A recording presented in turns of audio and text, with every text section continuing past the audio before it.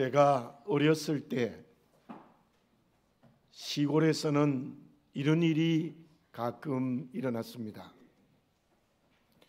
초등학교를 졸업하면 서울로 도망을 가는 것입니다. 그냥 가는 것이 아니라 집에 있는 돈을 가능하면 많이 훔쳐서 서울로 도망을 칩니다. 그 이유는 서울에 가면 출세하고 성공할 수 있다고 생각했기 때문입니다. 실제로 제가 아는 친구는 공장의 심부름, 제일 밑바닥부터 시작하는 비참한 생활이었지만 결국은 크게 성공한 친구가 있습니다. 그러나 어떤 친구는 사고로 생명을 잃어버린 제 친구도 실제로 있습니다. 바울이 활동하던 시대에도 그와 비슷한 일이 있었습니다. 종이 주인의 돈을 훔쳐서 로마로 도망을 가는 것입니다. 그 이유는 종으로서의 신분을 해방하고 또 다른 인생, 성공과 출세를 위하여 로마로 도망을 쳤던 것입니다. 빌레몬의 종이었던 오네시모도 그렇게 주인의 돈을 훔쳐서 로마로 도망을 쳤던 것이지요. 그런데 바울은 사도행전 19장 21절에서 이런 고백을 합니다. 로마도 보아야 하리라. 그 당시의 세계 중심지인 로마로 가기를 바울은 희망했습니다. 그 이유가 무엇입니까? 자유하고 싶었습니까? 성공하고 출세하고 싶었습니까? 돈을 벌고 싶었습니까? 그렇지 않음을 우리는 분명히 알고 있습니다. 그렇다면 그 이유가 무엇입니까? 로마 교회는 바울이 개척한 교회가 아닙니다. 오순절 성령으로 회심한 그리스도인들이 로마로 돌아가 교회를 세웠다는 설이 비교적 유력합니다. 뿐만 아니라 고넬료처럼 이스라엘의 주둔군으로 와서 예수님을 영접하고 로마로 돌아가 교회를 세웠다는 설도 지지를 받습니다. 로마의 복음을 증거하는 베드로를 세웠다는 설이 있기는 하지만 그것은 일반적으로 지지를 받지 못합니다. 어쨌든 로마 교회는 바울이 아닌 다른 사람에 의하여서 세워졌습니다.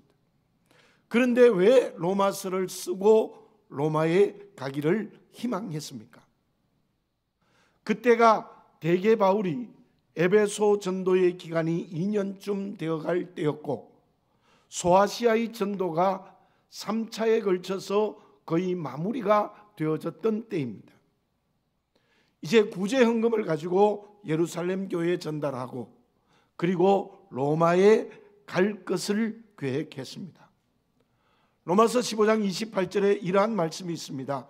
그러므로 내가 이 일을 마치고 이 열매를 그들에게 확증한 후에 너희에게 들렸다가 서바나로 가리라. 그 서바나는 스페인입니다. 오늘의 그 당시의 세계의 중심지는 로마였고 그 당시의 세계의 끝은 스페인이었습니다. 그래서 바울이 로마의 복음을 증거하고 다시 세상의 끝인 저 스페인에 가겠다는 것입니다. 그 이유가 무엇입니까? 그 이유는 사도행전 1장 8절에 주님이 승천하시기 직전에 내렸던 예수 그리스도의 증인이 되라는 말씀을 순종하기 위함이었습니다. 11절을 봉독해 드립니다. 내가 너희 보기를 간절히 원하는 것은 어떤 신령한 은사를 너희에게 나누어 주어 너희를 견고하게 하려 함이라.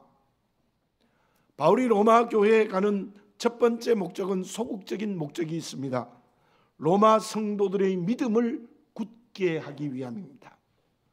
이 로마서를 쓴 것도 그들의 구원의 진리를 분명히 믿어서 믿음이 견고하게 서게 해 주고 싶었던 것이죠. 13절을 봉독합니다. 형제들아, 내가 여러 번 너희에게 가고자 한 것을 너희가 모르기를 원하지 아니하노니 이는 너희 중에서도 다른 이방인 중에서와 같이 열매를 맺게 하려 함이로되 지금까지 길이 막혔도다. 적극적인 의미는 로마에 있는 헬라인이든지 유대인이든지 이방인이든지 모든 사람에게 구원의 진리를 증거하여 믿음으로 구원받게 하기 위하여 로마에 가겠다는 것입니다.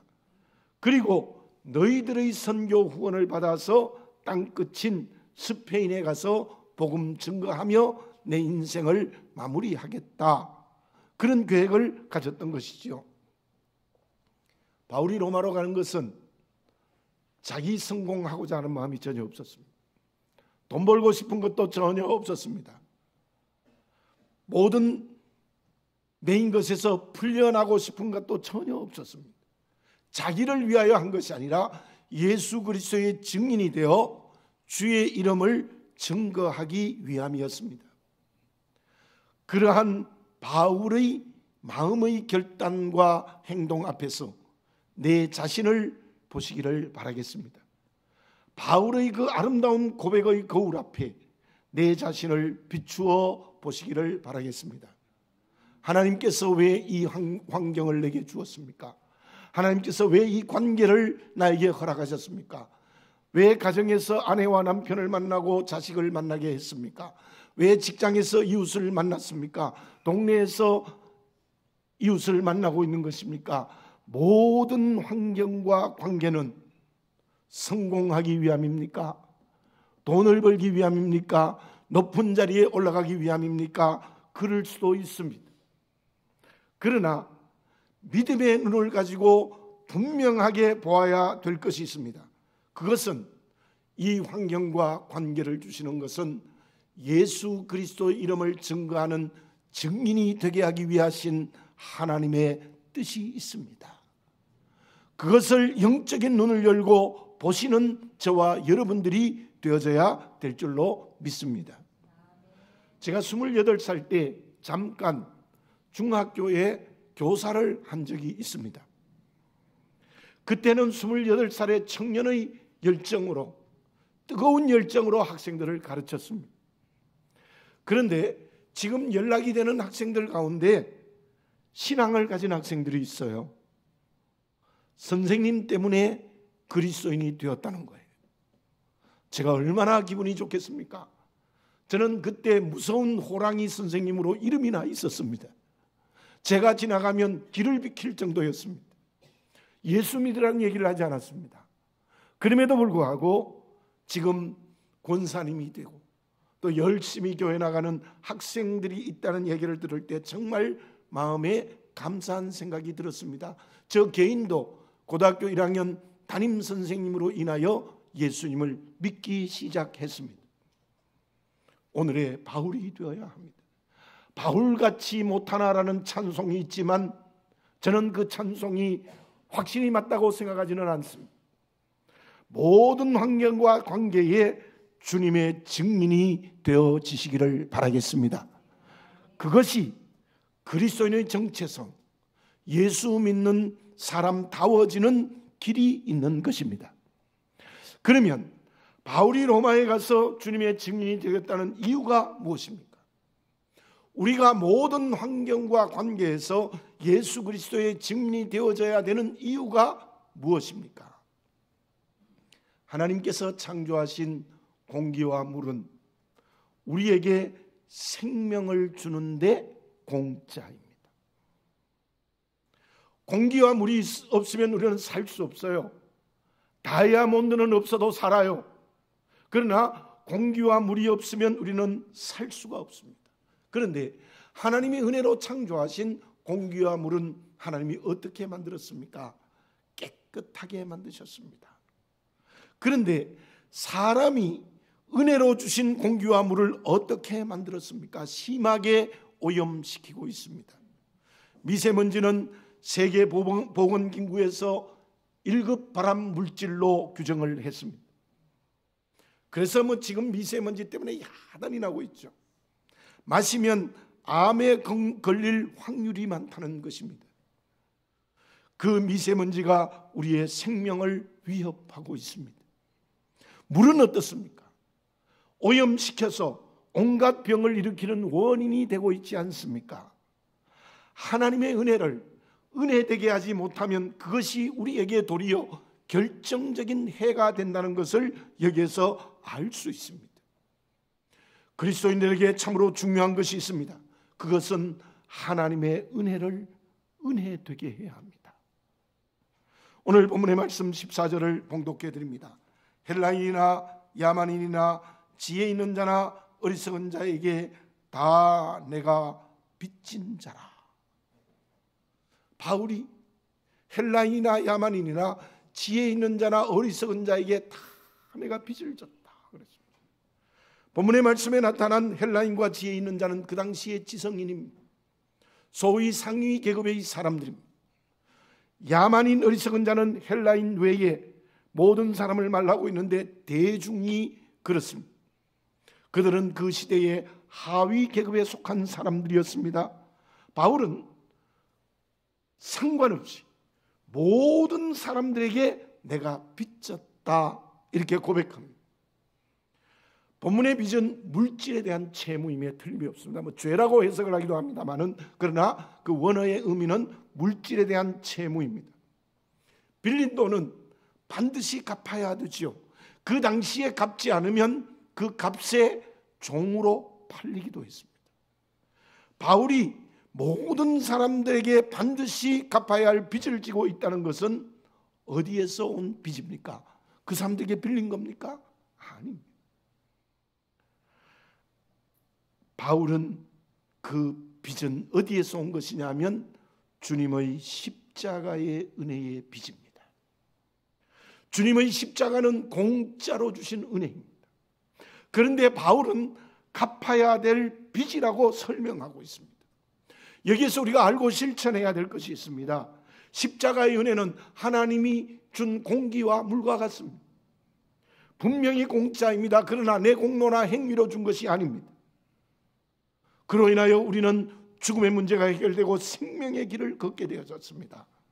그 은혜로 생명을 얻었다면, 십자가의 은혜로 죽음의 문제가 해결되었다면 어떤 마음을 가져야 되겠습니까?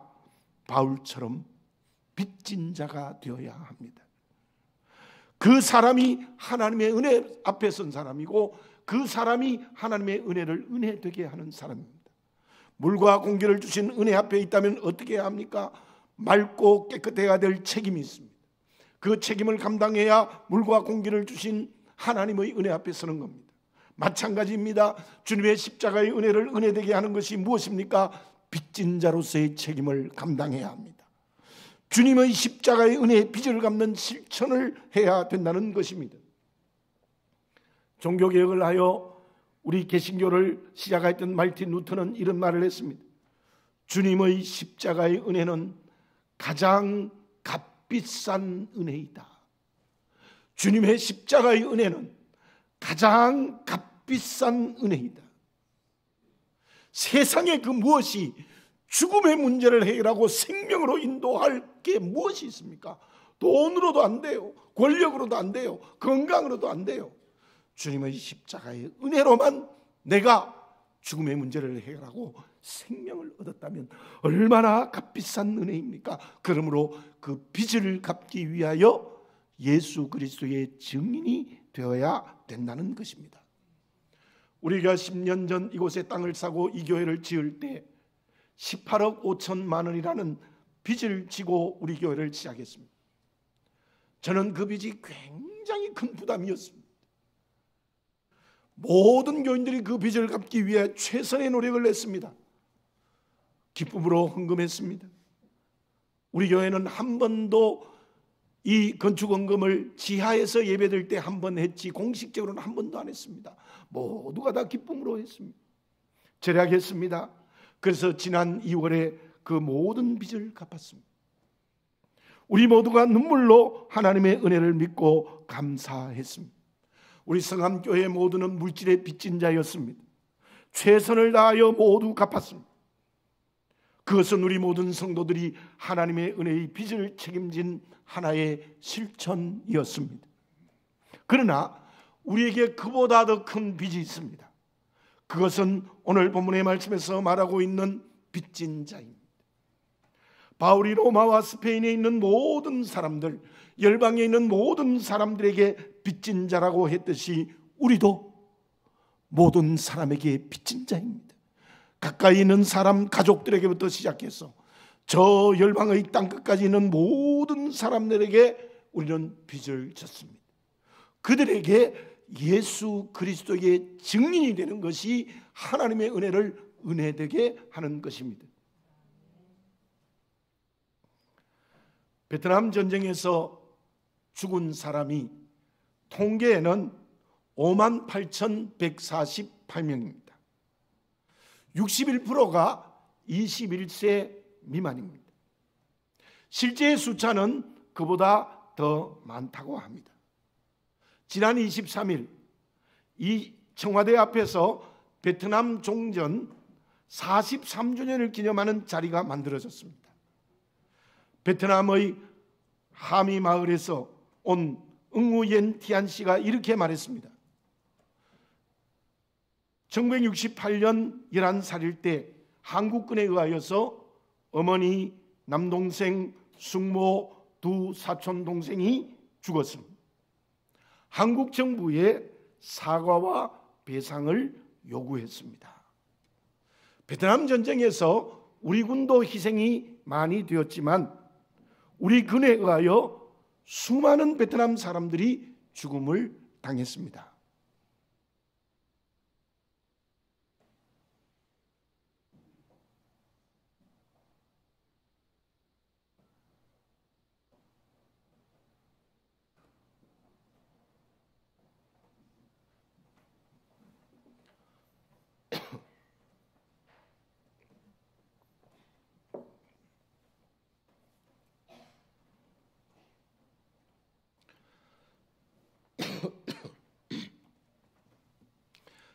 뿐만 아니라 베트남에 라이따이한이 많이 있습니다. 한국 군인이나 베트남에 근무한 주재원 사이에서 난 자녀들입니다. 물론 그곳에서 결혼을 하고 사는 우리 한국 사람도 있지만 대부분 여성과 아이를 버리고 돌아와 버렸습니다.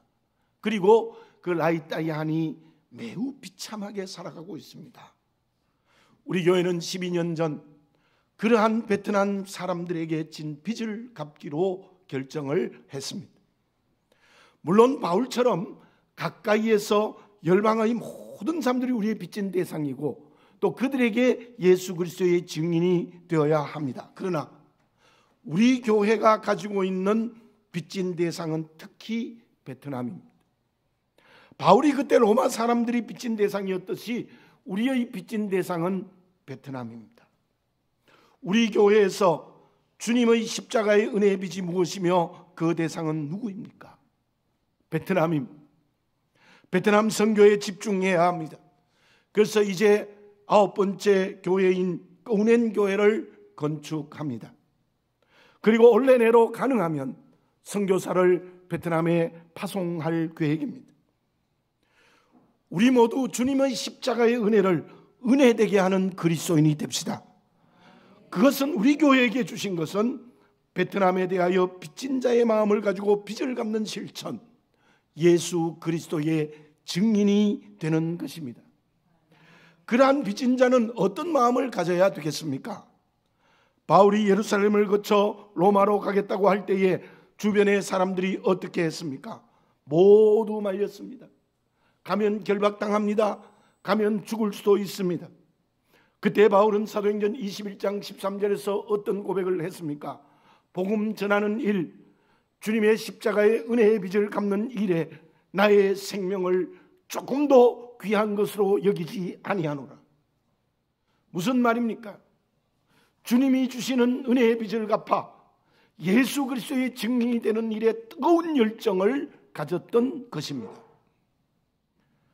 우리 교회에 3년 정도 출석하신 집사님과 대화할 기회가 있었어요.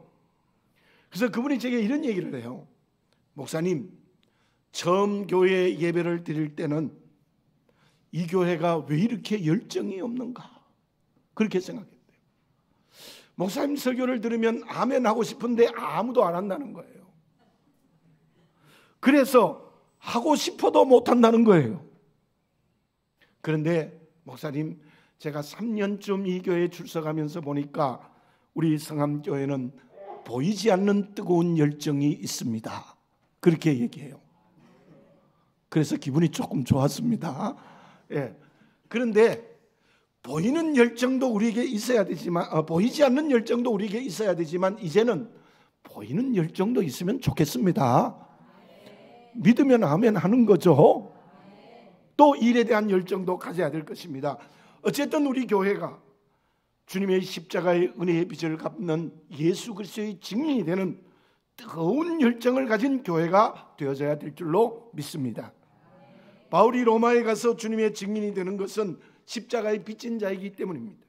모든 환경과 관계에 주님의 증인이 되어지시기를 바라겠습니다. 가까운 사람에서 멀리까지 믿음의 모범을 보이든지 무엇을 하든지 빚진 자의 심령을 가지고 예수 그리스도의 증인이 되는 그리스도인이 되어지시기를 바라겠습니다. 그 일에 열정을 가지시기 바라겠습니다. 특별히 우리 교회는 베트남 사람들에게 빚진 자가 되어야 합니다. 그 빚을 갚는 일에 열정을 가집시다. 예수 그리스도의 증인이 되는 일에 열정을 가져야 될 줄로 믿습니다. 그때 하나님께서는 더 넓은 선교의 문을 우리 개인과 교회에게 허락하시는 역사가 일어나게 될 줄로 믿습니다. 그러면 주님의 십자가의 은혜에 빚진 자가 되어 주님의 증인이 되면 하나님께서 어떤 은혜를 허락하여 주십니까? 두 전쟁 영화를 소개하겠습니다. 위워 솔저스라는 영화가 있습니다. 베트남 전쟁이기는 합니다만은 할 무어 장군의 말입니다. 내가 땅에 발을 가장 먼저 내딛고 철수할 때 가장 마지막으로 그 땅에서 발을 뗄 것이다. 그 누구도 전쟁터에 남겨두지 않겠다. 이게 할 무어 장군의 말이었습니다. 영광의 길이라는 영화가 있습니다. 프랑스의 미로 장군은 전쟁터에서 오직 자기 승리만을 위하여 부하들을 비참하게 희생시키는 장면이 나타납니다. 병사들과 끝까지 함께할 무어 중령의 모습과 미로 장군의 자기의 승리만을 위하여 병사들을 희생시키는 모습은 참으로 대조적입니다. 전쟁터만 그렇겠습니까? 오늘의 사회에도 그러한 모습이 너무나 많이 있습니다. 그렇다면 우리가 부르는 하나님 아버지는 어떤 분이십니까? 16절을 봉독해 드립니다. 내가 복음을 부끄러워하지 아니하노니 이 복음은 모든 믿는 자에게 구원을 주시는 하나님의 능력이 됨이라. 먼저는 유대인에게요 그리고 헬라인에게로다. 여러분들 저를 한번 따라서 해볼까요? 이 복음은 모든 믿는 자에게 구원을 주시는 하나님의 능력이 됨이라. 아멘입니다.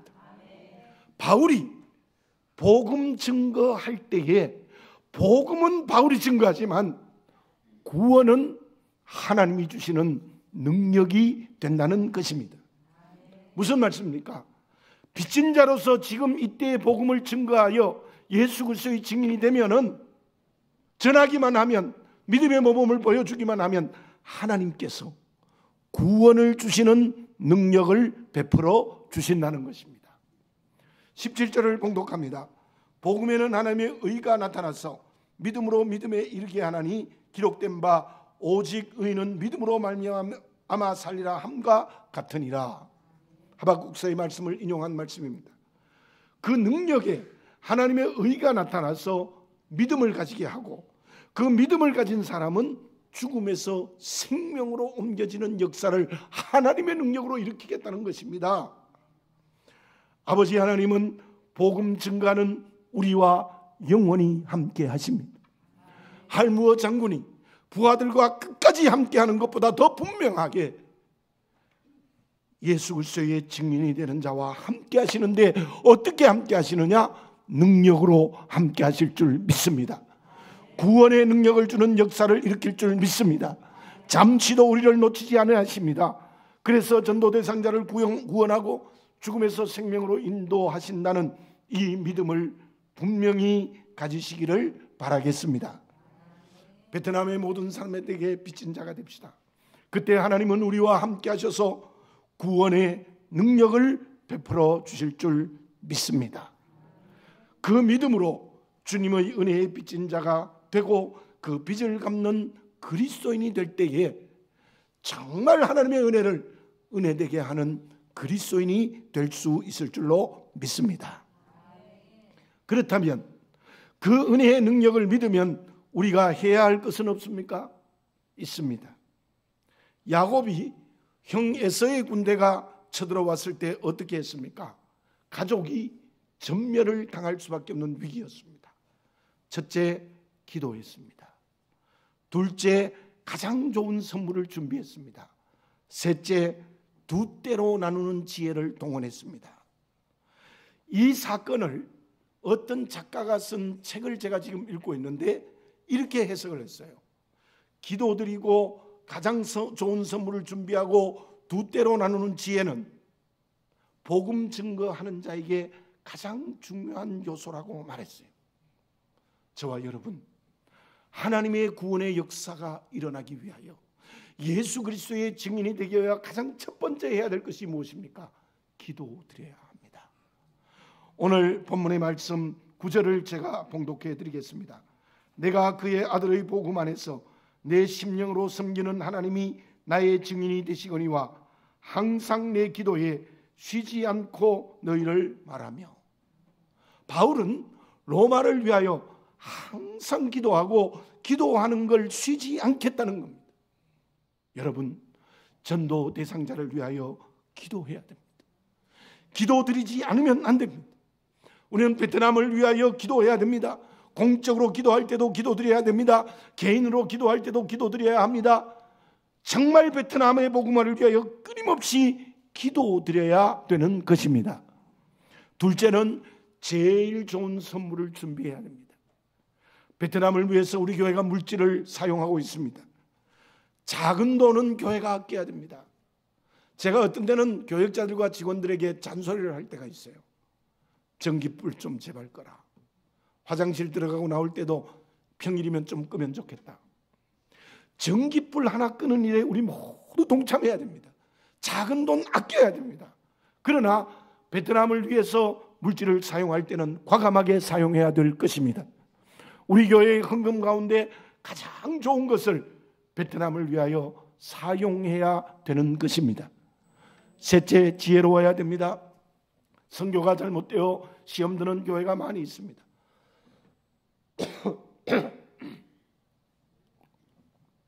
선한 일에 시험 들 수 있습니다. 마귀는 그것을 노립니다. 우리가 정확한 정보와 상황을 바르게 알고 선교해야 됩니다. 그러기 위해서 제일 좋은 것은요, 우리가 베트남에 가보는 게 중요합니다. 우리 교회가 9번째 거운한 교회를 건축하면 또 헌당하러 갈 겁니다. 가봐야 돼요. 직접 가보는 게 중요하고, 그뿐만 아니라 우리가 선교사를 파송하고 선교를 종합적으로 할 때도 지혜를 동원해야 됩니다. 기도드려야 됩니다. 가장 좋은 물질로 선교합시다. 지혜를 가집시다.